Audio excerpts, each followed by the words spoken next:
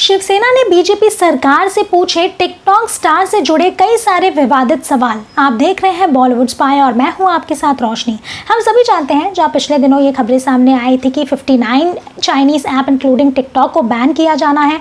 वहीं टिकटॉक का इंडिया में मार्केट बहुत ही अच्छा है, अराउंड 20 करोड़ लोग टिकटॉक को यूज़ करते थे।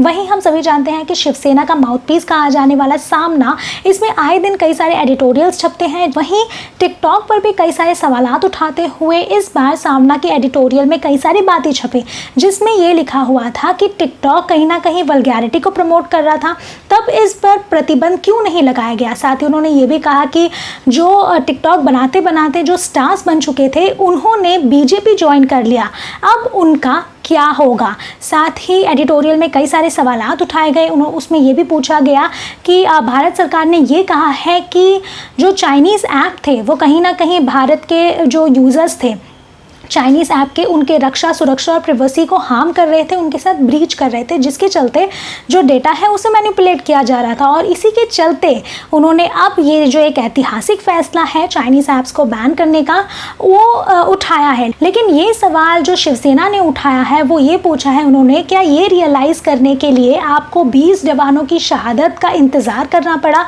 कि ये रियलाइज़ करने के लिए कि जो इंफॉर्मेशन है, जो डेटा है, वो इस तरह से चाइना जो है वो उसका मिसयूज़ कर रहा है या फिर बिना किसी जानकारी के ये दिया जा रहा है। साथ ही उन्होंने ये भी कहा कि पिछले जितने भी सरकार रही हैं, क्योंकि जो ये एक प्रोसेस रहा है इंडिया और चाइना का, जो गठबंधन रहा है इतने सालों तक, वो कल की बात तो है नहीं। और अगर डेटा जा रहा है या कुछ मैनिपुलेट किया जा रहा है तो ये कल की बात नहीं है, ये काफ़ी लंबे अरसे से चला जा रहा है।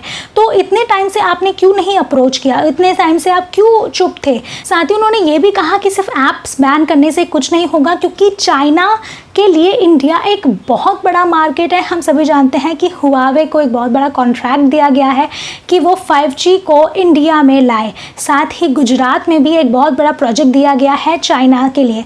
तो ये सारी बातें उन्होंने सामने रखी और साथ ही ये भी कहा कि सिर्फ चाइनीज़ ऐप बैन करने से कुछ नहीं होगा। अगर आपको चाइना को इकोनॉमिकली हार्म करना है तो आपको और भी कई सारे बड़े कदम उठाने पड़ेंगे। अब इस पर क्या कुछ जवाब आता है बीजेपी सरकार से या फिर भारत सरकार से, ये देखने वाली चीज़ होगी। फिलहाल के लिए इतना ही। आपको क्या कुछ अच्छा लगता है हमें कमेंट्स में ज़रूर बताइए और हमारे चैनल बॉलीवुड स्पाई के साथ बने रहिए।